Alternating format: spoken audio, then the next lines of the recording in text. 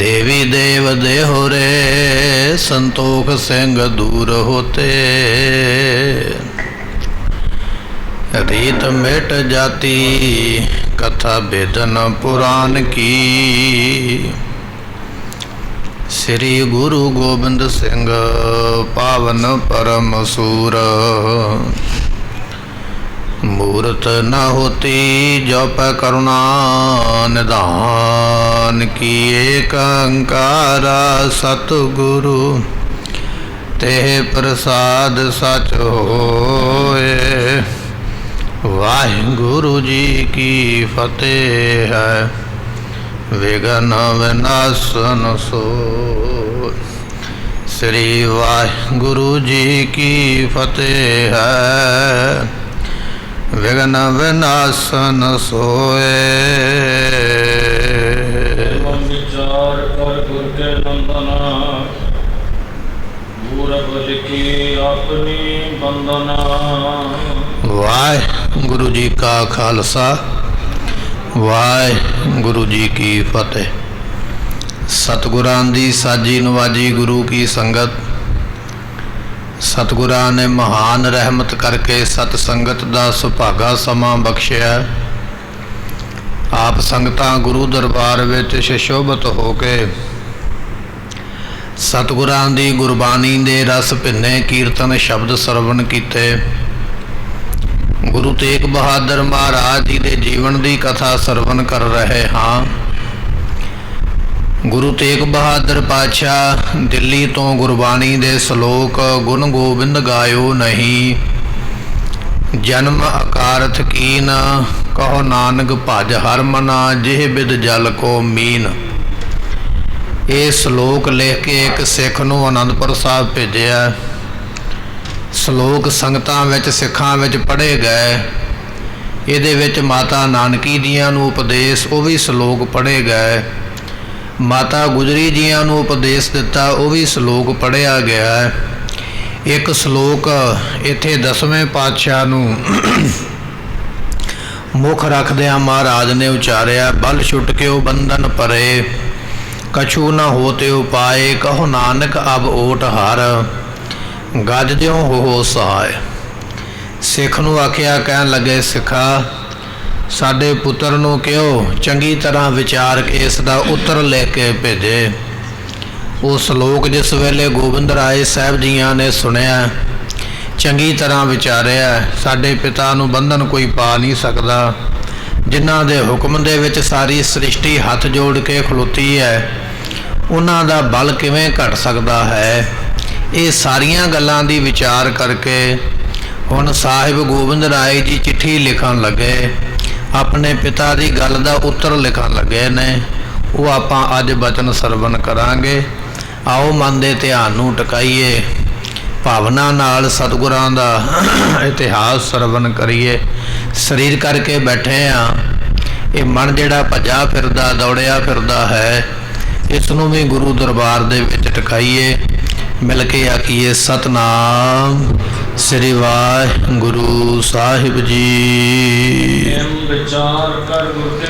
गुरु तेग बहादुर पातशाह जियां दे सपुत्र साहिब श्री गोबिंद राय जी चंगी तरह विचारिया। साडे पिता ने चिट्ठी विच लिखिया बल छुट के वो बंधन परे। इस गल दे उपर चंगी तरह विचार के सोच के ते फिर उस वेले अपने पिता नूं उत्तर देण वास्ते चिट्ठी लिखण लगे। चिट्ठी शुरू करदिआं पहलां अपने पिता नूं नमस्कार लिखी है। ऐ पिता सतगुरु जी आप जियां दे चरणां ते साडी नमस्कार होवे। आप जी साडी नमस्कार नूं प्रवान करो। इस तरह अपने पिता नूं पहलां नमस्कार लिखी है। नाल ही ये बचन लिखिया पिता सतगुरु जी आप जी समर्थ हो। जो चाहो वो आप जी झट बना सकते हो। तुहानू बंधन कोई पा नहीं सकता।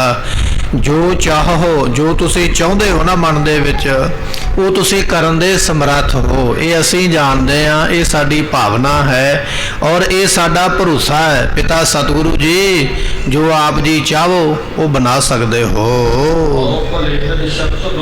ਪਰ ਅਸੀਂ ਇਹ ਵੀ ਜਾਣਦੇ ਹਾਂ, ਗੁਰੂ ਨਾਨਕ ਦੇ ਘਰ ਦਾ ਇਹ ਮੱਤ ਹੈ, ਗੁਰੂ ਨਾਨਕ ਦੇ ਘਰ ਦਾ ਇਹ ਸਿਧਾਂਤ ਹੈ ਵੀ ਸ਼ਕਤੀ ਨੂੰ ਕਦੇ ਵਿਖਾਉਣਾ ਨਹੀਂ ਹੈ, ਉਹਨੂੰ ਜਰ ਕੇ ਰੱਖਣਾ ਹੈ। ਤੁਸੀਂ ਗੁਰੂ ਨਾਨਕ ਦੇ ਘਰ ਦੀ ਮਰਿਆਦਾ ਨੂੰ ਪਾਲਦਿਆਂ ਹੋਇਆਂ ਆਪਣੀਆਂ ਕਰਾਮਾਤਾਂ ਨੂੰ ਸਾਂਭ ਕੇ ਬੈਠੇ ਹੋਏ ਹੋ, ਵਿਖਾਉਣਾ ਨਹੀਂ ਚਾਹੁੰਦੇ। ਇਸ ਕਰਕੇ ਸ਼ਕਤੀ ਨੂੰ ਸੰਭਾਲਿਆ ਹੋਇਆ ਆਪ ਜੀ ਵਿਖਾਉਂਦੇ ਨਹੀਂ ਪਏ।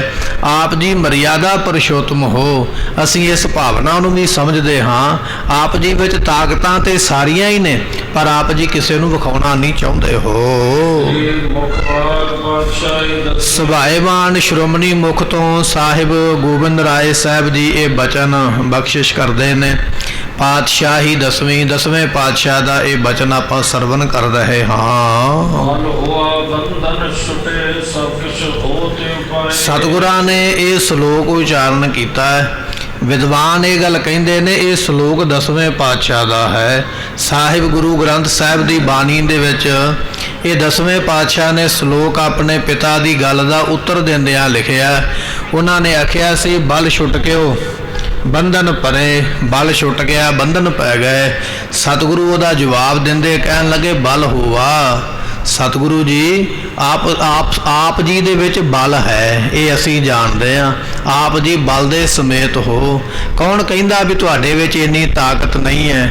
ਤੁਸੀਂ ਬਲ ਦੇ ਸਮੇਤ ਹੋ। ਫਿਰ ਬਖਸ਼ਿਸ਼ ਕਰਦੇ ਹਨ।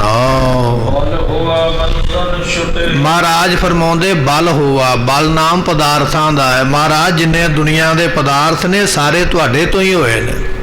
ਜੇ ਆਪਾਂ ਗੱਲ ਕਰੀਏ ਵੀ ਹਿੰਦੁਸਤਾਨ ਜਾਂ ਜਿੰਨੀ ਵੀ ਸ੍ਰਿਸ਼ਟੀ ਹੈ ਮਹਾਰਾਜ, ਇਹ ਸਾਰੀ ਤੁਹਾਡੇ ਤੋਂ ਬਣੀ ਹੈ ਨਾ। ਸ੍ਰਿਸ਼ਟੀ ਬਣਾਉਣ ਵਾਲੇ ਵੀ ਆਪ ਹੋ, ਸ੍ਰਿਸ਼ਟੀ ਵਿੱਚ ਵਸੇ ਵੀ ਆਪ ਹੀ ਹੋਏ ਹੋ।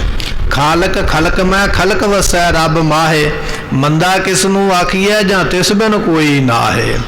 ਸੋ ਆਪ ਜੀ ਸ੍ਰਿਸ਼ਟੀ ਬਣਾ ਕੇ ਸ੍ਰਿਸ਼ਟੀ ਵਿੱਚ ਵਸੇ ਹੋਏ ਹੋ। ਤੇ ਪਾਤਸ਼ਾਹ ਜੀ ਸ੍ਰਿਸ਼ਟੀ ਵਿੱਚ ਤੇ ਫਿਰ ਹਿੰਦੁਸਤਾਨ ਵੀ ਆ ਗਿਆ। ਸ੍ਰਿਸ਼ਟੀ ਦੇ ਵਿੱਚ ਤੇ ਔਰੰਗਜ਼ੇਬ ਬਾਦਸ਼ਾਹ ਵੀ ਆ ਗਿਆ ਹੈ। ਆਪ ਜੀ ਤੋਂ ਉਹ ਬਣਿਆ ਹੋਇਆ, ਆਪ ਜੀ ਬਣਾਉਣ ਵਾਲੇ। ਤੇ ਪਾਤਸ਼ਾਹ ਜੀ ਆਪ ਜੀ ਸਮਰੱਥ ਹੋ, ਬਲ ਹੋਵਾ। ਇਹ ਦੁਨੀਆ ਦੇ ਪਦਾਰਥ ਆਪ ਜੀ ਤੋਂ ਬਣੇ ਨੇ ਅਤੇ ਬੰਧਨ ਛੁੱਟੇ। ਆਪ ਜੀ ਨੂੰ ਕੋਈ ਬੰਧਨ ਪਾ ਨਹੀਂ ਸਕਦਾ, ਕਿਉਂਕਿ ਬੰਧਨ ਸੰਸਾਰੀ ਲੋਕਾਂ ਨੂੰ ਪੈਂਦੇ, ਵਿਕਾਰੀ ਲੋਕਾਂ ਨੂੰ ਪੈਂਦੇ। ਗਿਆਨਵਾਨ ਨੂੰ ਕਦੇ ਬੰਧਨ ਨਹੀਂ ਪੈਂਦੇ। ਗਿਆਨਵਾਨ ਬੰਧਨਾਂ ਤੋਂ ਮੁਕਤ ਹੁੰਦਾ ਹੈ। ਸੋ ਕਰਮੈ ਕਾਰਨ ਗਿਆਨ ਅਭਿਆਸ, ਗਿਆਨ ਭਇਆ ਤੋਂ ਕਰਮੈ ਨਾਸ। ਇਹ ਵੀ ਕਿਸੇ ਵਿਦਵਾਨ ਨੇ ਲਿਖਿਆ। ਗਿਆਨ ਪ੍ਰਾਪਤ ਕਰਨ ਵਾਸਤੇ ਕਰਮ ਕਰਨਾ ਪੈਂਦਾ। ਜਦੋਂ ਗਿਆਨ ਪ੍ਰਾਪਤ ਹੋ ਜਾਵੇ ਫਿਰ ਕਰਮਾਂ ਦੀ ਸਜ਼ਾ ਨਹੀਂ ਰਹਿ ਜਾਂਦੀ, ਕਰਮ ਭੁਗਤਣ ਦੀ ਲੋੜ ਨਹੀਂ ਰਹਿੰਦੀ, ਬ੍ਰਹਮ ਗਿਆਨੀ ਦੀ ਅਵਸਥਾ ਬਣ ਜਾਂਦੀ ਹੈ। ਸਤਿਗੁਰੂ ਪਾਤਸ਼ਾਹ ਕਹਿਣ ਲੱਗੇ, ਤੁਹਾਨੂੰ ਬੰਧਨ ਕੌਣ ਪਾ ਸਕਦਾ ਹੈ? ਤੁਸੀਂ ਗਿਆਨਵਾਨ ਹੋ। ਤੇ ਗਿਆਨਵਾਨ ਜਿਹੜੇ ਉਹ ਬੰਧਨਾਂ ਵਿੱਚ ਨਹੀਂ ਆਉਂਦੇ, ਉਹ ਬੰਧਨਾਂ ਤੋਂ ਮੁਕਤ ਹੁੰਦੇ ਨੇ। ਪਦਾਰਥਾਂ ਦੇ ਵਿੱਚ ਰਹਿੰਦਿਆਂ ਹੋਇਆਂ ਪਦਾਰਥਾਂ ਤੋਂ ਨਿਰਲੇਪ ਹੁੰਦੇ ਨੇ। ਸੋ ਇੱਕ ਸਮੇਂ ਇੱਕ ਸਾਖੀ ਹੈ, ਕਹਿਣ ਲੱਗੇ ਇਤਿਹਾਸ ਵਿੱਚ ਬਚਨ ਆਉਂਦਾ ਹੈ ਕਿ ਉਸ ਵੇਲੇ ਗੋਪੀਆਂ ਨੇ ਭਗਵਾਨ ਕ੍ਰਿਸ਼ਨ ਜੀ ਨੂੰ ਆਖਿਆ ਵੀ ਤੁਹਾਡੇ ਗੁਰੂ ਨੂੰ ਅਸੀਂ ਦੁਰਵਾਸਾ ਜੀ ਨੂੰ ਭੋਜਨ ਛਕਾਉਣਾ ਚਾਹੁੰਦੀਆਂ ਹਾਂ। ਉਹਨਾਂ ਨੇ ਆਗਿਆ ਦਿੱਤੀ, ਭੋਜਨ ਤਿਆਰ ਕੀਤਾ। ਜਦੋਂ ਭੋਜਨ ਲੈ ਕੇ ਚੱਲਣ ਲੱਗੀਆਂ ਤੇ ਰਸਤੇ ਵਿੱਚ ਜਮਨਾ ਨਦੀ ਬੜੀ ਭਰ ਕੇ ਚੱਲਦੀ ਪਈ ਪਾਣੀ ਦੇ ਨਾਲ। ਹੁਣ ਪਾਣੀ ਵਿੱਚੋਂ ਪਾਰ ਕਿਵੇਂ ਹੋਇਆ ਜਾਏ? ਨਹੀਂ ਹੋਇਆ ਜਾ ਸਕਦਾ। ਭਗਵਾਨ ਕ੍ਰਿਸ਼ਨ ਜੀ ਨੂੰ ਪੁੱਛਿਆ, ਕਹਿਣ ਲੱਗੇ ਜੀ ਨਦੀ ਪਾਰ ਕਿਵੇਂ ਕਰੀਏ? ਤੇ ਭਗਵਾਨ ਜੀ ਕਹਿਣ ਲੱਗੇ, ਨਦੀ ਦੇ ਕੋਲ ਜਾ ਕੇ ਆਖੋ, ਭਗਵਾਨ ਕ੍ਰਿਸ਼ਨ ਜੀ ਬਾਲ ਜਤੀ ਨੇ ਤੇ ਸਾਨੂੰ ਜਮਨਾ ਰਸਤਾ ਦੇ। ਜਦੋਂ ਇਹ ਬਚਨ ਕੀਤਾ ਤੇ ਉਹ ਹੈਰਾਨ ਹੋ ਗਈਆਂ, ਕਹਿਣ ਲੱਗੇ ਜੀ ਤੁਸੀਂ ਬਾਲ ਜਤੀ ਕਿਵੇਂ ਹੋ? ਤੁਹਾਡੀਆਂ ਤੇ ਇੰਨੀਆਂ ਗੋਪੀਆਂ ਨੇ, 16,000 ਤੇ ਕੁਝ ਗੋਪੀਆਂ ਦਾ ਜ਼ਿਕਰ ਆਇਆ ਭਗਵਾਨ ਕ੍ਰਿਸ਼ਨ ਦੀਆਂ। ਕਹਿਣ ਲੱਗੇ ਵੀ ਇੰਨੀਆਂ ਗੋਪੀਆਂ ਤੁਹਾਡੀਆਂ, ਇੰਨੇ ਵਿਆਹ, ਬਾਲ ਜਤੀ ਕਿਵੇਂ ਹੋਏ? ਭਗਵਾਨ ਜੀ ਕਹਿਣ ਲੱਗੇ, ਛੱਡੋ ਇਹਨਾਂ ਗੱਲਾਂ ਨੂੰ, ਬਸ ਤੁਸੀਂ ਇਹ ਗੱਲ ਜਾ ਕੇ ਕਹਿ ਦਿਓ, ਤੁਹਾਡਾ ਕੰਮ ਹੋ ਜਾਏਗਾ। ਜਮਨਾ ਦੇ ਕੰਢੇ ਜਾ ਕੇ ਆਖਿਆ ਭਗਵਾਨ ਕ੍ਰਿਸ਼ਨ ਜੀ, ਬਾਲ ਜਤੀ ਨੇ ਜਮਨਾ ਰਸਤਾ ਦੇ। ਕਹਿਣ ਲੱਗੇ ਜਮਨਾ ਦਾ ਪਾਣੀ ਗੋਡੇ ਤੋਂ ਵੀ ਨੀਵਾਂ ਹੋ ਗਿਆ, ਨਦੀ ਪਾਰ ਕਰ ਗਈਆਂ। ਭਗਵਾਨ ਜੀਆਂ ਦੇ ਗੁਰੂ ਦੁਰਵਾਸੇ ਨੂੰ ਜਾ ਕੇ, ਦੁਰਵਾਸਾ ਜੀ ਨੂੰ ਜਾ ਕੇ ਪ੍ਰਸ਼ਾਦਾ ਭੋਜਨ ਛਕਾਇਆ, ਜੋ ਬਣਾ ਕੇ ਲੈ ਗਈਆਂ ਸਭ ਕੁਝ ਛਕ ਲਿਆ। ਜਦੋਂ ਵਾਪਸ ਚੱਲਣ ਲੱਗੀਆਂ ਫਿਰ ਮਨ ਵਿੱਚ ਗੱਲ ਆ ਗਈ ਵੀ ਜਾਂਦਿਆਂ ਨਦੀ ਤੇ ਫਿਰ ਰਸਤੇ ਵਿੱਚ ਆਉਣੀ ਹੈ ਤੇ ਹੁਣ ਪਾਰ ਕਿਵੇਂ ਕਰਾਂਗੀਆਂ। ਫਿਰ ਦੁਰਵਾਸ਼ਾ ਜੀ ਨੂੰ ਪੁੱਛਿਆ, ਕਹਿਣ ਲੱਗੇ ਜੀ ਜਮਨਾ ਪਾਰ ਕਰਨੀ ਹੈ, ਕੀ ਕਰੀਏ। ਤੇ ਉਹਨਾਂ ਨੇ ਪੁੱਛਿਆ, ਕਹਿਣ ਲੱਗੇ ਪਹਿਲਾਂ ਕਿਵੇਂ ਪਾਰ ਕਰਕੇ ਆਈਆਂ ਉਹ। ਕਹਿੰਦੀਆਂ ਜੀ ਅਸੀਂ ਜਮਨਾ ਨੂੰ ਆਖਿਆ ਸੀ ਭਗਵਾਨ ਕ੍ਰਿਸ਼ਨ ਜੀ ਬਾਲ ਜਤੀ ਨੇ ਰਸਤਾ ਦੇ ਤੇ ਉਹਨੇ ਰਸਤਾ ਦਿੱਤਾ ਤੇ ਅਸੀਂ ਆ ਗਈਆਂ। ਤੇ ਦੁਰਵਾਸ਼ਾ ਜੀ ਕਹਿਣ ਲੱਗੇ ਹੁਣ ਜਮਨਾ ਨੂੰ ਜਾ ਕੇ ਆਖੋ ਵੀ ਭਗਵਾਨ ਕ੍ਰਿਸ਼ਨ ਦੇ ਗੁਰੂ ਦੁਰਵਾਸ਼ਾ ਜੀ ਪਵਨਹਾਰੀ ਨੇ, ਹਵਾ ਦਾ ਹੀ ਭੋਜਨ ਕਰਦੇ ਨੇ ਤੇ ਸਾਨੂੰ ਜਮਨਾ ਰਸਤਾ ਦੇ। ਗੋਪੀਆਂ ਫਿਰ ਹੈਰਾਨ ਹੋ ਗਈਆਂ ਵੀ ਇੰਨਾ ਭੋਜਨ ਅਸੀਂ ਬਣਾ ਕੇ ਲਿਆਂਦਾ, ਸਾਡੇ ਸਾਹਮਣੇ ਇਹਨੇ ਛਕਿਆ, ਇਹ ਅਜੇ ਵੀ ਕਹਿੰਦਾ ਵੀ ਮੈਂ ਤੇ ਪਵਨਹਾਰੀ ਹਾਂ, ਹਵਾ ਦਾ ਹੀ ਭੋਜਨ ਕਰਦਾ, ਮੈਂ ਤੇ ਕੁਝ ਖਾਂਦਾ ਨਹੀਂ, ਇਹ ਹੋ ਕਿਵੇਂ ਸਕਦਾ। ਪਰ ਉਹਦਾ ਡਰ ਸੀ, ਉਹਦੇ ਅੱਗੇ ਸਵਾਲ ਤੇ ਕੋਈ ਨਹੀਂ ਕੀਤਾ। ਜਮਨਾ ਦੇ ਕਿਨਾਰੇ ਆ ਕੇ ਫਿਰ ਆਖਿਆ, ਕਹਿਣ ਲੱਗੇ ਜਮਨਾ ਭਗਵਾਨ ਕ੍ਰਿਸ਼ਨ ਦੇ ਗੁਰੂ ਦੁਰਵਾਸ਼ਾ ਜੀ ਪਵਨਹਾਰੀ ਨੇ ਸਾਨੂੰ ਰਸਤਾ ਦੇ। ਪਾਣੀ ਫਿਰ ਛੋਟਾ ਛੋਟਾ ਗੋਡੇ ਗੋਡੇ ਹੋ ਗਿਆ, ਪਾਰ ਲੰਘ ਗਈਆਂ। ਪਰ ਹੁਣ ਮਨ ਦੇ ਵਿੱਚ ਇਹ ਸ਼ੰਕਾ ਪੈਦਾ ਹੋ ਗਿਆ, ਸਵਾਲ ਪੈਦਾ ਹੋ ਗਿਆ ਵੀ ਭਗਵਾਨ ਕ੍ਰਿਸ਼ਨ ਜੀ ਬਾਲ ਜਤੀ ਨਹੀਂ, ਜਮਨਾ ਨੇ ਫਿਰ ਵੀ ਰਸਤਾ ਦਿੱਤਾ। ਦੁਰਵਾਸ਼ਾ ਜੀ ਨੇ ਸਾਡੇ ਸਾਹਮਣੇ ਭੋਜਨ ਖਾਧਾ ਤੇ ਉਹਨੇ ਆਖਿਆ ਮੈਂ ਪਵਨਹਾਰੀ ਹਾਂ, ਜਮਨਾ ਨੇ ਫਿਰ ਵੀ ਰਸਤਾ ਦਿੱਤਾ। ਇਹ ਦੋ ਗੱਲਾਂ ਕਿਵੇਂ ਹੋ ਸਕਦੀਆਂ। ਇੱਕ ਬੰਦਾ ਭੋਜਨ ਛਕਦਾ ਪਿਆ ਫਿਰ ਵੀ ਆਖੇ ਵੀ ਮੈਂ ਪਵਨਹਾਰੀ ਹਾਂ, ਇੱਕ ਬੰਦਾ ਇੰਨੀਆਂ ਗੋਪੀਆਂ ਰੱਖਦਾ ਫਿਰ ਵੀ ਆਖਦਾ ਮੈਂ ਜਤੀ ਹਾਂ। ਇਹ ਗੱਲ ਬਣਦੀ ਨਹੀਂ ਹੈ। ਭਗਵਾਨ ਕ੍ਰਿਸ਼ਨ ਜੀ ਨੂੰ ਆਪਣਾ ਸਵਾਲ ਲਿਆ ਕੇ ਰੱਖਿਆ, ਕਹਿਣ ਲੱਗੇ ਜੀ ਜਵਾਬ ਦਿਓ, ਇਹ ਕਿਵੇਂ ਹੋ ਸਕਦਾ। ਤੇ ਉਹਨਾਂ ਨੇ ਜਵਾਬ ਦਿੱਤਾ, ਕਹਿਣ ਲੱਗੇ ਜਿਹੜੇ ਗਿਆਨੀ ਪੁਰਸ਼ ਹੁੰਦੇ ਨਾ, ਗਿਆਨਵਾਨ ਬ੍ਰਹਮ ਗਿਆਨ ਦੀ ਅਵਸਥਾ ਵਾਲੇ, ਉਹ ਦੁਨੀਆ ਨੂੰ ਲੱਗਦਾ ਵੀ ਇਹ ਕਰਮ ਕਰਦੇ ਪਏ, ਵੀ ਖਾਂਦੇ ਪਏ ਭੋਗਦੇ ਪਏ, ਦੁਨੀਆ ਨੂੰ ਲੱਗਦਾ, ਪਰ ਅਸਲ ਵਿੱਚ ਉਹ ਮਨ ਕਰਕੇ ਨਹੀਂ, ਇਹਨਾਂ ਪਦਾਰਥਾਂ ਵਿੱਚ ਹੁੰਦਾ ਹੀ ਨਹੀਂ, ਉਹਨਾਂ ਦਾ ਮਨ ਨਹੀਂ ਇਹਨਾਂ ਵਿੱਚ ਹੁੰਦਾ। ਦੁਨੀਆ ਨੂੰ ਲੱਗਦਾ ਵੀ ਇਹ ਭੋਗ ਲਾਉਂਦੇ ਪਏ ਨੇ, ਛਕਦੇ ਪਏ ਨੇ, ਭੋਗਦੇ ਪਏ ਨੇ, ਪਰ ਅਸਲ ਵਿੱਚ ਉਹ ਇਹਨਾਂ ਭੋਗਾਂ ਤੋਂ ਪਰੇ ਹੋ ਜਾਂਦੇ। ਗਿਆਨਵਾਨ ਨੂੰ ਬੰਧਨ ਨਹੀਂ ਹੁੰਦੇ ਦੁਨੀਆ ਦੇ। ਇੱਥੇ ਧੰਨ 10ਵੇਂ ਪਾਤਸ਼ਾਹ ਲਿਖਦੇ ਪਏ, ਕਹਿਣ ਲੱਗੇ ਬਲ ਹੋਵਾ ਬੰਧਨ ਛੁਟੇ। ਪਾਤਸ਼ਾਹ ਜੀ ਆਪ ਜੀ ਗਿਆਨਵਾਨ ਹੋ ਤੇ ਗਿਆਨਵਾਨ ਨੂੰ ਕਦੇ ਬੰਧਨ ਨਹੀਂ ਪੈਂਦੇ। ਬੰਧਨ ਸੰਸਾਰੀ ਲੋਕਾਂ ਨੂੰ ਪੈਂਦੇ ਨੇ, ਕਿਸੇ ਨੂੰ ਮੋਹ ਦਾ, ਕਿਸੇ ਨੂੰ ਕਾਮ ਦਾ, ਕਿਸੇ ਨੂੰ ਕ੍ਰੋਧ ਦਾ, ਕਿਸੇ ਨੂੰ ਲੋਭ ਦਾ। ਦੁਨੀਆ ਨੂੰ ਬੰਧਨ ਪੈ ਸਕਦੇ, ਗਿਆਨਵਾਨ ਨੂੰ ਕਦੇ ਬੰਧਨ ਨਹੀਂ ਪੈਂਦੇ। ਤੁਹਾਨੂੰ ਬੰਧਨ ਕੋਈ ਪਾ ਹੀ ਨਹੀਂ ਸਕਦਾ, ਆਪ ਜੀ ਬੰਧਨਾਂ ਤੋਂ ਮੁਕਤ ਹੋ। ਸਤਿਗੁਰ ਸਿੱਖ ਕਾ ਬੰਧਨ ਘਟੈ, ਗੁਰ ਕਾ ਸਿੱਖ ਬੇਕਾਰ ਤੇ ਹਟੈ। ਗੁਰਬਾਣੀ ਦਾ ਫਰਮਾਨ ਹੈ ਕਿ ਗੁਰੂ ਆਪਣੇ ਸਿੱਖ ਦੇ ਬੰਧਨ ਕੱਟਦਾ, ਤੇ ਜੇ ਗੁਰੂ ਨੂੰ ਆਪ ਨੂੰ ਹੀ ਬੰਧਨ ਪੈ ਗਏ ਤੇ ਉਹ ਸਿੱਖ ਦੇ ਬੰਧਨ ਕਿਵੇਂ ਕੱਟੇਗਾ।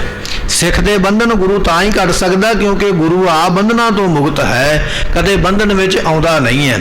ਸਤਿਗੁਰੂ ਪਾਤਸ਼ਾਹ ਫਰਮਾਉਂਦੇ ਪਏ, ਕਹਿਣ ਲੱਗੇ ਬਲ ਹੋਵਾ ਬੰਧਨ ਛੁਟੇ।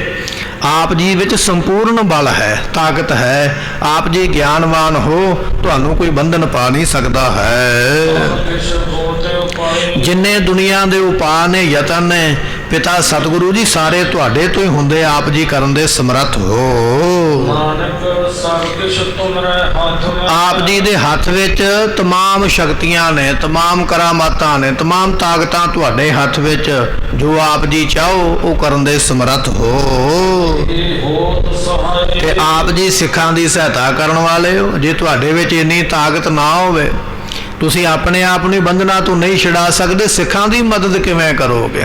ਨਾਨਕ ਸਭ ਕੁਛ ਤੁਮਰੇ ਹੱਥ ਮੈਂ, ਪਿਤਾ ਸਤਿਗੁਰੂ ਜੀ ਤੁਸੀਂ ਪਰਮੇਸ਼ਰ ਦਾ ਰੂਪ ਹੋ, ਇਹ ਤਾਕਤ ਸਾਰੀ ਤੁਹਾਡੇ ਵਿੱਚ ਹੈ। ਆਪ ਜੀ ਸਿੱਖਾਂ ਦੀ ਮਦਦ ਕਰਦੇ ਹੋ, ਸਿੱਖਾਂ ਨੂੰ ਬੰਧਨਾਂ ਤੋਂ ਛੁਡਾਉਣ ਵਾਲੇ ਹੋ। ਇਹੀ ਦਿਹਰਾ ਜਿਹੜਾ ਹੈ ਮਹਾਰਾਜ ਜੀ ਫਿਰ ਬਖਸ਼ਿਸ਼ ਕਰਦੇ ਹਨ। ਸਤਿਗੁਰੂ ਪਾਤਸ਼ਾਹ ਬਖਸ਼ਿਸ਼ ਕਰਦੇ, ਕਹਿਣ ਲੱਗੇ ਜੀ ਹਿੰਦੁਸਤਾਨ ਨੂੰ ਜਿਹੜੇ ਬੰਧਨ ਪਏ ਨੇ ਨਾ, ਉਹਨਾਂ ਬੰਧਨਾਂ ਨੂੰ ਤੋੜਨ ਵਾਸਤੇ ਬਲ ਹੋਵਾ, ਤੁਹਾਡੇ ਵਿੱਚ ਬਲ ਹੈ। ਇਹ ਜਿਹੜੇ ਬੰਧਨ ਪਾਤੇ ਨਾ ਔਰੰਗਜ਼ੇਬ ਨੇ ਸ਼ਰ੍ਹਾ ਦੇ, ਵੀ ਸਾਰਿਆਂ ਨੂੰ ਮੁਸਲਮਾਨ ਹੀ ਬਣਾਉਣਾ, ਮੈਂ ਮੁਸਲਮਾਨ ਤੋਂ ਬਿਨਾਂ ਦੂਜਾ ਕੋਈ ਵੇਖਣਾ ਨਹੀਂ ਚਾਹੁੰਦਾ। ਇਹ ਜਿਹੜੇ ਬੰਧਨ ਹਿੰਦੁਸਤਾਨ ਦਾ ਬਾਦਸ਼ਾਹ ਔਰੰਗਜ਼ੇਬ ਪਾਉਣਾ ਚਾਹੁੰਦਾ ਹੈ ਨਾ, ਉਹਨਾਂ ਬੰਧਨਾਂ ਨੂੰ ਤੋੜਨ ਦੀ ਤਾਕਤ ਇੱਕ ਤੁਹਾਡੇ ਵਿੱਚ ਹੀ ਹੈ। ਬਲ ਹੋਵਾ, ਇਹ ਤਾਕਤ ਤੁਹਾਡੇ ਵਿੱਚ ਹੈ ਕਿ ਇਹ ਬੰਧਨ ਤੋੜਨਾ ਔਰੰਗਜ਼ੇਬ ਦਾ ਸ਼ਰ੍ਹਾ ਵਾਲਾ। ਕਿਸੇ ਨੂੰ ਮੁਸਲਮਾਨ ਜਾਂ ਕਿਸੇ ਨੂੰ ਧੱਕੇ ਨਾਲ ਹਿੰਦੂ ਨਹੀਂ ਬਣਾਇਆ ਜਾ ਸਕਦਾ। ਇਹਨਾਂ ਬੰਧਨਾਂ ਤੋਂ ਆਪ ਜੀ ਮੁਕਤ ਕਰਨ ਵਾਲੇ ਹੋ। ਅਤੇ ਇਸੇ ਤਰ੍ਹਾਂ ਬੰਧਨ ਛੁਟੇ। ਹੁਣ ਜਦੋਂ ਤੁਹਾਡੀ ਕੁਰਬਾਨੀ ਹੋਵੇਗੀ ਨਾ, ਸ਼ਹੀਦੀ ਹੋਵੇਗੀ, ਤੇ ਪਾਤਸ਼ਾਹ ਜੀ ਇਹ ਜਿਹੜੇ ਹਿੰਦੁਸਤਾਨ ਨੂੰ ਬੰਧਨ ਪੈਣ ਵਾਲੇ ਸਾਰੇ ਛੁੱਟ ਜਾਣਗੇ। ਇਹ ਬੰਧਨ ਰਹਿਣਗੇ ਨਹੀਂ ਤੁਹਾਡੀ ਸ਼ਹੀਦੀ ਤੋਂ ਉਪਰੰਤ, ਇਹ ਸਾਰੇ ਟੁੱਟ ਜਾਣੇ ਨੇ। ਬਸ ਤੁਹਾਡੀ ਸ਼ਹੀਦੀ ਦਾ ਹੀ ਇੱਕ ਬਹਾਨਾ ਬਣਨਾ ਹੈ। ਆਪ ਜੀ ਸਮਰੱਥ ਹੋ, ਤੁਹਾਡੇ ਵਿੱਚ ਤਾਕਤ ਹੈ ਬੰਧਨਾਂ ਨੂੰ ਤੋੜਨ ਦੀ, ਤੇ ਤੁਹਾਡੀ ਸ਼ਹੀਦੀ ਹੁੰਦਿਆਂ ਹਿੰਦੁਸਤਾਨ ਨੂੰ ਪੈਣ ਵਾਲੇ ਬੰਧਨ ਸਾਰੇ ਟੁੱਟ ਜਾਣੇ। ਇਹ ਔਰੰਗਜ਼ੇਬ ਦਾ ਸੁਪਨਾ ਪੂਰਾ ਹੋਣਾ ਹੀ ਨਹੀਂ ਵੀ ਸਾਰੇ ਹਿੰਦੁਸਤਾਨ ਦੇ ਲੋਕਾਂ ਨੂੰ ਮੁਸਲਮਾਨ ਕਰ ਪਾਵਾਂ, ਇਹ ਨਹੀਂ ਕਰ ਸਕੇਗਾ। ਆਪ ਜੀ ਦੀ ਕਿਰਪਾ ਦੇ ਨਾਲ ਬੰਧਨ ਛੁੱਟੇ, ਇਹ ਸਾਰੇ ਬੰਧਨ ਛੁੱਟ ਜਾਣੇ ਹਨ। ਅਤੇ ਉਪਾਅ ਜਿਹੜਾ ਹੈ ਨਾ ਹਿੰਦੁਸਤਾਨ ਦੀ ਰੱਖਿਆ ਦਾ, ਇਹ ਕੇਵਲ ਤੁਹਾਡੇ ਕੋਲੋਂ ਹੀ ਹੋ ਸਕਦਾ ਹੈ। ਜਦੋਂ ਉਹ ਕਸ਼ਮੀਰੀ ਪੰਡਤ ਅਮਰਨਾਥ ਗੁਫਾ ਦੇ ਵਿੱਚ ਗਏ, ਉੱਥੇ ਜਾ ਕੇ ਉਹਨਾਂ ਨੇ ਭਗਵਾਨ ਨੂੰ ਯਾਦ ਕੀਤਾ ਵੀ ਸਾਡੀ ਰੱਖਿਆ ਕਰੋ, ਧਰਮ ਡੁੱਬਦਾ ਪਿਆ, ਤੇ ਕਹਿਣ ਲੱਗੇ ਗੁਫਾ ਦੇ ਵਿੱਚੋਂ ਚਿੱਠੀ ਮਿਲੀ ਜਾਂ ਆਵਾਜ਼ ਇਹਨਾਂ ਨੂੰ ਸੁਣਾਈ ਦਿੱਤੀ, ਇਸ ਵੇਲੇ ਧੰਨ ਗੁਰੂ ਨਾਨਕ ਦੇਵ ਮਹਾਰਾਜ ਜੀ ਤੁਹਾਡੇ ਧਰਮ ਦੀ ਰੱਖਿਆ ਕਰ ਸਕਦੇ, ਉਹਨਾਂ ਬਿਨਾਂ ਰੱਖਿਆ ਕੋਈ ਨਹੀਂ ਕਰ ਸਕਦਾ। ਜਿਹੜੇ ਗੁਰੂ ਸਾਹਿਬਾਨ ਇਸ ਵੇਲੇ ਗੁਰਤਾ ਗੱਦੀ ਤੇ ਬਿਰਾਜਮਾਨ ਨੇ, ਉਹਨਾਂ ਦੀ ਸ਼ਰਨ ਵਿੱਚ ਚਲੇ ਜਾਓ, ਤੁਹਾਡਾ ਭਲਾ ਹੋਵੇਗਾ। ਸੋ ਇਹ ਬਚਨ ਉਹਨਾਂ ਨੇ ਤਾਂ ਆਖੇ ਕਿਉਂਕਿ ਉਹਨਾਂ ਨੂੰ ਵੀ ਪਤਾ ਹੈ ਵੀ ਇਹ ਬੰਧਨ ਤੋੜਨ ਦਾ ਉਪਾਅ ਕੇਵਲ ਤੁਹਾਡੇ ਕੋਲੋਂ ਹੀ ਹੋਣਾ ਹੈ। ਤੁਹਾਡੇ ਬਿਨਾਂ ਇਹ ਕੁਰਬਾਨੀ ਕਰ ਕੋਈ ਨਹੀਂ ਸਕਦਾ, ਨਾ ਕਿਸੇ ਤੋਂ ਹੋਣੀ ਹੈ। ਸਭ ਕੁਝ ਹੋ ਤੇ ਉਪਾਏ, ਇਹ ਜਿਹੜੇ ਉਪਾਅ ਨੇ ਦੁਨੀਆ ਨੂੰ ਬਚਾਉਣ ਦੇ, ਧਰਮ ਨੂੰ ਰੱਖਣ ਦੇ, ਇਹ ਸਾਰੇ ਤੁਹਾਡੇ ਤੋਂ ਹੋਣੇ ਹਨ। ਇਹ ਸਾਰੀਆਂ ਬਖਸ਼ਿਸ਼ਾਂ ਪਿਤਾ ਸਤਿਗੁਰੂ ਤੁਹਾਡੇ ਹੱਥ ਵਿੱਚ ਹਨ, ਤੁਸੀਂ ਆਪ ਸਭ ਕੁਝ ਸਾਂਭਣ ਵਾਲੇ ਹੋ ਅਤੇ ਆਪ ਜੀ ਸਾਰਿਆਂ ਦੀ ਸਹਾਇਤਾ ਕਰਦੇ ਹੋ। ਐਸੀ ਸਮਰੱਥਾ ਆਪ ਜੀ ਦੇ ਵਿੱਚ ਹੈ। ਇਹ ਬਚਨ ਜਿਹੜਾ 10ਵੇਂ ਪਾਤਸ਼ਾਹ ਨੇ ਲਿਖਿਆ, ਮਹਾਨ ਵਿਦਵਾਨ ਭਾਈ ਸਾਹਿਬ ਭਾਈ ਮਨੀ ਸਿੰਘ ਜੀ, ਜੋ ਦਰਬਾਰ ਸਾਹਿਬ ਦੇ ਹੈੱਡ ਗ੍ਰੰਥੀ ਨੇ, ਜਿਨ੍ਹਾਂ ਨੇ ਗੁਰੂ ਸਾਹਿਬ ਦੀ ਗੁਰਬਾਣੀ ਦੇ ਸਰੂਪ ਵੀ ਲਿਖੇ ਨੇ, ਸੇਵਾ ਵੀ ਕੀਤੀ ਹੈ। ਧੰਨ 10ਵੇਂ ਪਾਤਸ਼ਾਹ ਦੇ ਕੋਲੋਂ ਅੰਮ੍ਰਿਤ ਦੀ ਦਾਤ ਪ੍ਰਾਪਤ ਕੀਤੀ ਹੈ। ਧੰਨ 10ਵੇਂ ਪਾਤਸ਼ਾਹ ਮਹਾਰਾਜ ਦੀ ਸੰਗਤ ਕੀਤੀ ਭਾਈ ਮਨੀ ਸਿੰਘ ਜੀਆਂ ਨੇ, ਜਿਨ੍ਹਾਂ ਦਾ ਬੰਦ ਕੱਟਿਆ ਗਿਆ ਲਾਹੌਰ ਦੇ ਵਿੱਚ। ਉਹਨਾਂ ਨੇ ਲਿਖਿਆ ਹੈ ਸਰੂਪ ਦੇ ਅੰਦਰ, ਜਿਹੜਾ ਸਰੂਪ ਇਸ ਵੇਲੇ ਪਟਨਾ ਸਾਹਿਬ ਦੀ ਧਰਤੀ ਤੇ ਤਖਤ ਸਾਹਿਬ ਤੇ ਬਿਰਾਜਮਾਨ ਹੈ, ਉਥੇ ਇਸ ਸ਼ਲੋਕ ਦੇ ਨਾਲ ਪਾਤਸ਼ਾਹੀ 10ਵੀਂ ਲਿਖਿਆ ਹੋਇਆ। ਵਿਸ਼ੇਸ਼ ਤੌਰ ਤੇ ਵੀ 10ਵੇਂ ਪਾਤਸ਼ਾਹ ਦਾ ਸ਼ਲੋਕ ਹੈ, ਆਪਣੇ ਪਿਤਾ ਨੂੰ ਉੱਤਰ ਦੇ ਰੂਪ ਦੇ ਵਿੱਚ। ਇੱਕ ਹੋਰ ਪੁਰਾਤਨ ਸਰੂਪ ਇਸ ਵੇਲੇ ਪਾਕਿਸਤਾਨ ਦੇਵਰਾ ਸਾਹਿਬ ਜਿਹੜਾ ਗੁਰਦੁਆਰਾ ਉੱਥੇ ਬਿਰਾਜਮਾਨ ਹੈ, ਉਹਦੇ ਵਿੱਚ ਵੀ ਇੱਥੇ ਪਾਤਸ਼ਾਹੀ 10ਵੀਂ ਹੱਥ ਲਿਖਤ ਸਰੂਪ ਦੇ ਵਿੱਚ ਲਿਖਿਆ ਹੋਇਆ ਵੀ ਇਹ 10ਵੇਂ ਪਾਤਸ਼ਾਹ ਦਾ ਉੱਤਰ ਸੀ ਆਪਣੇ ਪਿਤਾ ਨੂੰ, ਤੇ ਉਹਨਾਂ ਨੇ ਇਹ ਆਪਣੇ ਬਚਨ ਇੱਥੇ ਅੰਕਿਤ ਕੀਤੇ, ਦਰਜ ਕੀਤੇ। ਜਿਹੜੇ ਅੱਜ ਸਰੂਪਾਂ ਦੇ ਆਪਾਂ ਦਰਸ਼ਨ ਕਰਦੇ ਹਾਂ, ਜਿਨ੍ਹਾਂ ਦੀ ਛਪਾਈ ਮਸ਼ੀਨ ਦੇ ਨਾਲ ਹੋਈ ਹੈ, ਸੁਧਾਈ ਹੋਈ ਹੈ, ਉਹਨਾਂ ਦੇ ਵਿੱਚ ਇਹ ਪਾਤਸ਼ਾਹੀ 10ਵੀਂ ਨਹੀਂ ਲਿਖਿਆ ਹੋਇਆ। ਕੇਵਲ ਦਿਹਰਾ ਲਿਖ ਕੇ, ਬਲ ਛੁਟਕਿਓ ਬੰਧਨ ਪਰੇ, ਕਛੂ ਨਾ ਹੋਤੇ ਉਪਾਏ, ਨਾਨਕ ਸਭ ਕੁਛ ਤੁਮਰਾ ਹਾਥ ਮੈਂ ਤੁਮ ਹੀ ਹੋਤ ਸਹਾਏ, ਬਲ ਹੋਵਾ ਬੰਧਨ ਛੁਟੇ ਸਭ ਕੁਛ ਹੋਤੇ ਉਪਾਏ, ਨਾਨਕ ਸਭ ਕੁਛ ਤੁਮਰਾ ਹਾਥ ਮੈਂ ਤੁਮ ਹੀ ਹੋਤ ਸਹਾਏ। ਕੇਵਲ ਇਦਾਂ ਹੀ ਲਿਖ ਦਿੱਤਾ ਹੈ, ਇੱਥੇ ਪਾਤਸ਼ਾਹੀ 10ਵੀਂ ਨਹੀਂ ਲਿਖਿਆ ਗਿਆ। ਇਸ ਤਰ੍ਹਾਂ ਇਹ 10ਵੇਂ ਪਾਤਸ਼ਾਹ ਮਹਾਰਾਜ ਸਾਹਿਬ ਜੀਆਂ ਨੇ ਸ਼ਲੋਕ ਉਚਾਰਨ ਕਰਕੇ ਤੇ ਇਹ ਜਿਹੜੇ ਬਖਸ਼ਿਸ਼ ਵਾਲੇ ਬਚਨ ਨੇ ਇੱਥੇ ਦਰਜ ਕੀਤੇ ਹਨ। ਇਸ ਤਰ੍ਹਾਂ ਮਹਾਰਾਜ ਜੀਆਂ ਨੇ ਉਹ ਜਿਹੜੇ ਸ਼ਲੋਕ ਦਿੱਲੀ ਤੋਂ ਸਿੱਖ ਲੈ ਕੇ ਆਇਆ, ਉਹਦਾ ਜਵਾਬ ਦੇਣ ਵਾਸਤੇ ਚਿੱਠੀ ਦੇ ਵਿੱਚ ਮਹਾਰਾਜ ਨੇ ਸ਼ਬਦ ਲਿਖੇ ਹਨ। ਚਿੱਠੀ ਦੇ ਵਿੱਚ ਲਿਖਿਆ, ਪਿਤਾ ਸਤਿਗੁਰੂ ਜੀ, ਸਾਡੇ ਵੱਲੋਂ ਵੀ ਤੁਹਾਨੂੰ ਨਮਸਕਾਰ ਹੋਵੇ, ਸਾਡੀ ਮਾਤਾ ਗੁਜਰੀ ਜੀ ਵੱਲੋਂ ਵੀ ਤੁਹਾਨੂੰ ਨਮਸਕਾਰ ਹੋਵੇ, ਅਤੇ ਮਾਤਾ ਸਾਹਿਬ ਮਾਤਾ ਨਾਨਕੀ ਜੀਆਂ ਵੱਲੋਂ ਵੀ ਤੁਹਾਨੂੰ ਨਮਸਕਾਰ ਹੋਵੇ, ਅਤੇ ਜਿੰਨੀਆਂ ਗੁਰੂ ਨਾਨਕ ਨਾਮ ਲੇਵਾ ਸੰਗਤਾਂ ਨੇ ਉਹਨਾਂ ਵੱਲੋਂ ਵੀ ਤੁਹਾਨੂੰ ਨਮਸਕਾਰ ਹੋਵੇ। ਸਾਰਿਆਂ ਵੱਲੋਂ ਨਮਸਕਾਰ ਲਿਖ ਕੇ ਨਾਲ ਹੀ ਇਹ ਬਚਨ ਲਿਖਿਆ, ਪਾਤਸ਼ਾਹ ਜੀ ਇੱਥੇ ਸਾਰੀ ਸੁੱਖ ਸ਼ਾਂਤ ਹੈ, ਸਾਰਾ ਪਰਿਵਾਰ ਠੀਕ ਠਾਕ ਹੈ, ਆਪ ਜੀ ਦੀ ਕਿਰਪਾ ਦੇ ਨਾਲ ਸਾਰੀਆਂ ਬਖਸ਼ਿਸ਼ਾਂ ਪ੍ਰਾਪਤ ਹਨ। ਪਾਤਸ਼ਾਹ ਜੀ ਆਪ ਜੀ ਤਿੰਨਾਂ ਲੋਕਾਂ ਦੇ ਮਾਲਕ ਹੋ, ਭਾਵੇਂ ਪਤਾਲ ਲੋਕ ਹੈ ਜਿੱਥੇ ਅਸੀਂ ਬੈਠੇ ਮਾਤ ਲੋਕ ਹੈ, ਭਾਵੇਂ ਸਵਰਗ ਜਿੱਥੇ ਦੇਵਤੇ ਬੈਠੇ ਨੇ, ਤਿੰਨਾਂ ਲੋਕਾਂ ਦੇ ਆਪ ਜੀ ਪਤੀ ਹੋ, ਆਪ ਜੀ ਮਾਲਕ ਐਸੀ ਸਮਰੱਥਾ ਰੱਖਦੇ ਹੋ। ਸਤਿਗੁਰੂ ਪਾਤਸ਼ਾਹ ਜੀ, ਜੇ ਆਪ ਜੀ ਚਾਹੋ ਤੇ ਥੋੜੇ ਸਮੇਂ ਦੇ ਵਿੱਚ ਆਪ ਜੀ ਸ੍ਰਿਸ਼ਟੀ ਰਚਣ ਦੀ ਸਮਰੱਥਾ ਰੱਖਦੇ ਹੋ, ਜੇ ਆਪ ਜੀ ਚਾਹੋ ਤੇ ਉਥਾਪੇ ਹੋਏ ਨੂੰ ਨਾਸ ਕਰਨ ਦੀ ਵੀ ਆਪ ਜੀ ਸਮਰੱਥਾ ਰੱਖਦੇ ਹੋ। ਖਿਣ ਮੈਂ ਥਾਪ ਉਥਾਪਨ ਹਾਰਾ, ਇੱਕ ਖਿਣ ਦੇ ਵਿੱਚ ਧਰਤੀ ਥਾਪ ਸਕਦੇ, ਬਣਾ ਸਕਦੇ ਹੋ। ਇੱਕ ਖਿਣ ਦੇ ਵਿੱਚ ਉਥਾਪਨ ਹਾਰਾ ਨਾਸ ਕਰ ਸਕਦੇ ਹੋ। ਹਰਨ ਭਰਨ ਜਾਕਾ ਨੇਤਰ ਫੋਰ, ਤਿਸਕਾ ਮੰਤਰ ਨਾ ਜਾਣੈ ਹੋਰ। ਐਸੀ ਆਪ ਜੀ ਵਿੱਚ ਤਾਕਤ ਹੈ। ਸ੍ਰਿਸ਼ਟੀ ਨੂੰ ਨਾਸ ਕਰਨਾ, ਸ੍ਰਿਸ਼ਟੀ ਨੂੰ ਸਾਜ ਦੇਣਾ, ਇਹ ਸਮਰੱਥਾ ਆਪ ਜੀ ਦੇ ਵਿੱਚ ਹੈ। ਇੱਕ ਛਿਣ ਦੇ ਵਿੱਚ ਹੀ ਆਪ ਜੀ ਬਣਾਉਣ ਵਾਲੇ ਔਰ ਢਾਉਣ ਦੀ ਸਮਰੱਥਾ ਰੱਖਦੇ ਹੋ।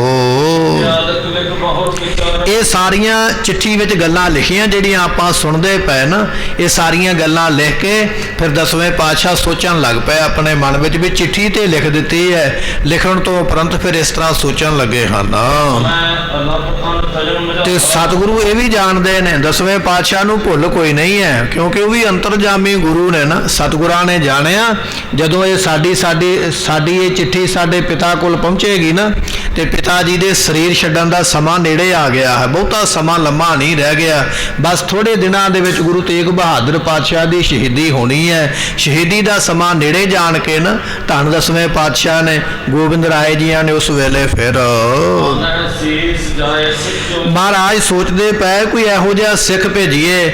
ਹੁਣ ਸਤਿਗੁਰਾਂ ਨੂੰ ਪਤਾ ਹੈ ਵੀ ਉਹਨਾਂ ਨੇ ਤਲਵਾਰ ਦਾ ਵਾਰ ਕਰਨਾ ਤੇ ਮਹਾਰਾਜ ਸਾਹਿਬ ਜੀਆਂ ਦਾ ਸੀਸ ਜਿਹੜਾ ਨਾ ਉਹ ਧੜ ਦੇ ਨਾਲੋਂ ਜੁਦਾ ਹੋਣਾ, ਵੱਖਰਾ ਹੋਣਾ, ਤੇ ਮਹਾਰਾਜ ਜੀਆਂ ਦਾ ਸੀਸ ਇੱਥੇ ਮੰਗਾਉਣਾ ਚਾਹੀਦਾ ਅਨੰਦਪੁਰ ਸਾਹਿਬ ਦੇ ਵਿੱਚ। ਨਾਲੇ ਸੰਗਤਾਂ ਦਰਸ਼ਨ ਕਰ ਲੈਣਗੀਆਂ, ਪਰਿਵਾਰ ਦਰਸ਼ਨ ਕਰ ਲਵੇਗਾ।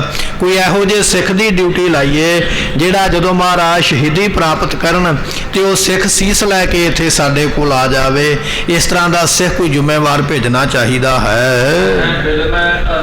ਤੇ ਸਿੱਖ ਵੀ ਇਹੋ ਜਿਹਾ ਹੋਵੇ ਜਿਹੜਾ ਡੇਰੀ ਨਾ ਲਾਵੇ, ਔਰ ਇਹੋ ਜਿਹਾ ਹੋਵੇ ਜਿਹਦੇ ਵਿੱਚ ਡਰ ਨਾ ਹੋਵੇ, ਡਰੇ ਨਾ ਕਿਸੇ ਦੇ ਕੋਲੋਂ।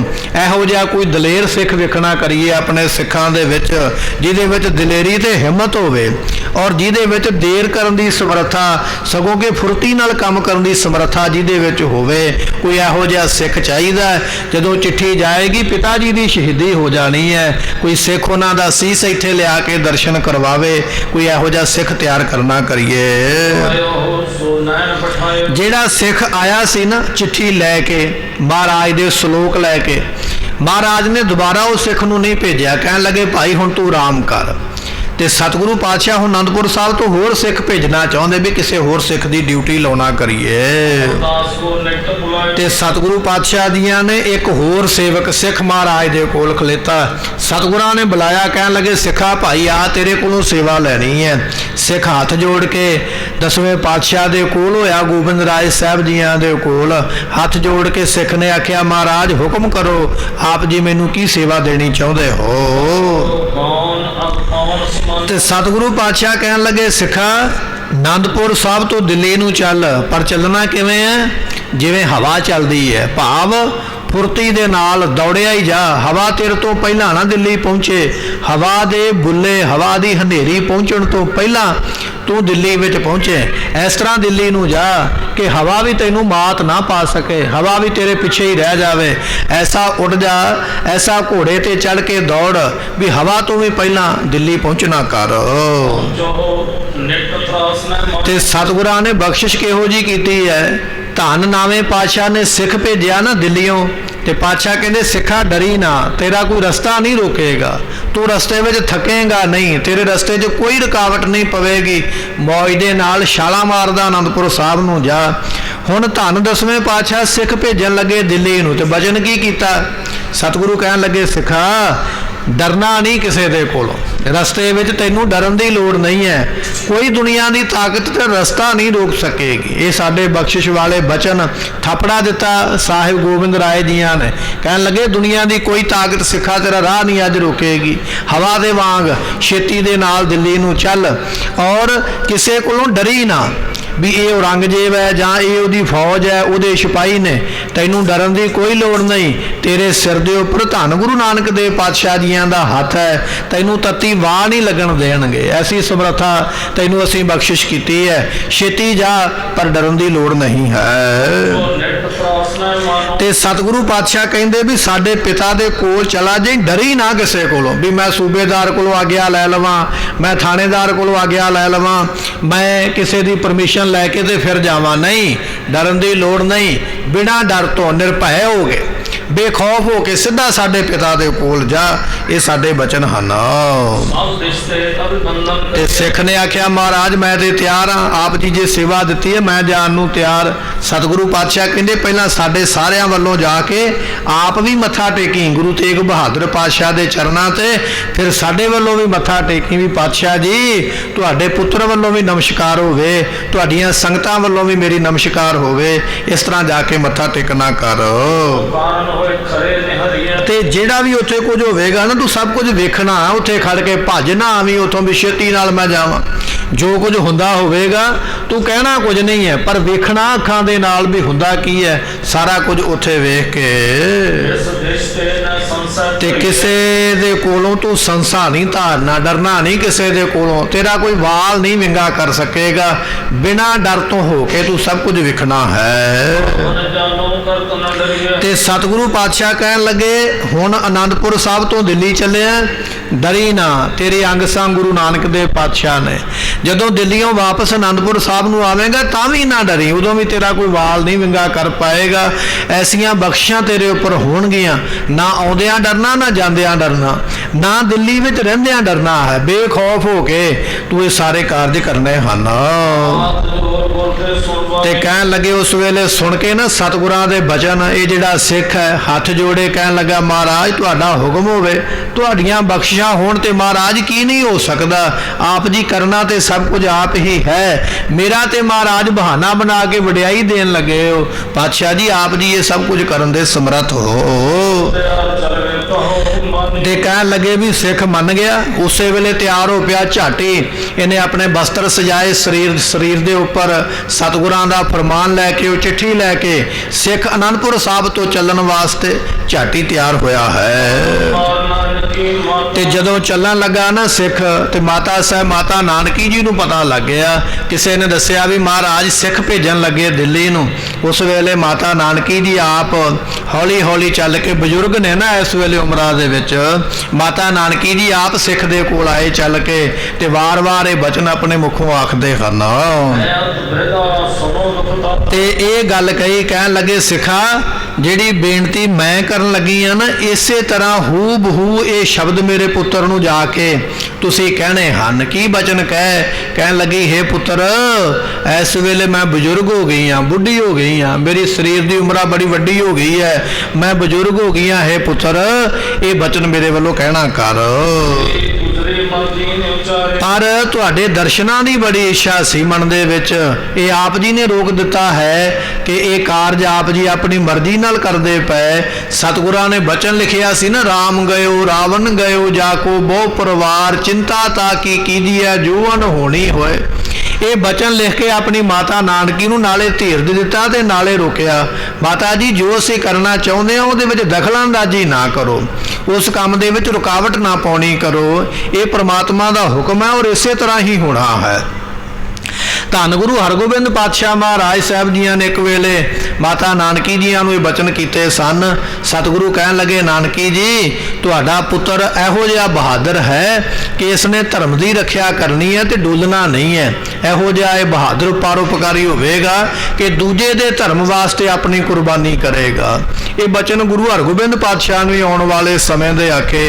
ਇੱਥੇ ਗੁਰੂ ਤੇਗ ਬਹਾਦਰ ਪਾਤਸ਼ਾਹ ਨੇ ਆਖਿਆ ਮਾਤਾ ਜੀ ਚਿੰਤਾ ਨਾ ਕਰੋ, ਇਹ ਕੋਈ ਅਣਹੋਣੀ ਨਹੀਂ ਹੋਣ ਲੱਗੀ ਸਾਡੇ ਨਾਲ, ਇਹ ਇਸੇ ਤਰ੍ਹਾਂ ਹੀ ਪ੍ਰਮਾਤਮਾ ਨੇ ਭਾਣਾ ਲਿਖਿਆ ਤੇ ਵਾਪਰਨਾ ਹੈ, ਤੇ ਸਾਡੇ ਕਾਰਜ ਵਿੱਚ ਰੁਕਾਵਟ ਨਾ ਪਾਓ, ਧੀਰਜ ਰੱਖੋ। ਇਹ ਬਚਨ ਕਹਿ ਕੇ ਮਾਤਾ ਨਾਨਕੀ ਜੀਆਂ ਨੂੰ ਸਤਿਗੁਰਾਂ ਨੇ ਰੋਕ ਦਿੱਤਾ। ਹੁਣ ਮਾਤਾ ਨਾਨਕੀ ਜੀ ਜਾਂਦੇ ਹੋਏ ਸਿੱਖ ਨੂੰ ਕਹਿ ਰਹੇ ਨੇ, ਕਹਿਣ ਲੱਗੇ ਸਾਡੇ ਵੱਲੋਂ ਸਾਡੇ ਪੁੱਤਰ ਨੂੰ ਨਮਸਕਾਰ ਕਰਕੇ ਬਚਨ ਆਖਿਓ ਵੀ ਯਾਦ ਤੇ ਤੁਹਾਡੀ ਬਹੁਤ ਆਉਂਦੀ ਹੈ, ਪਰ ਤੁਹਾਡੇ ਹੁਕਮ ਤੋਂ ਬਾਹਰੀ ਕੁਝ ਹੋ ਵੀ ਨਹੀਂ ਸਕਦਾ ਹੈ। ਇਸ ਤਰ੍ਹਾਂ ਮਾਤਾ ਨਾਨਕੀ ਜੀ ਨੇ ਬਚਨ ਆਖੇ ਹਨ।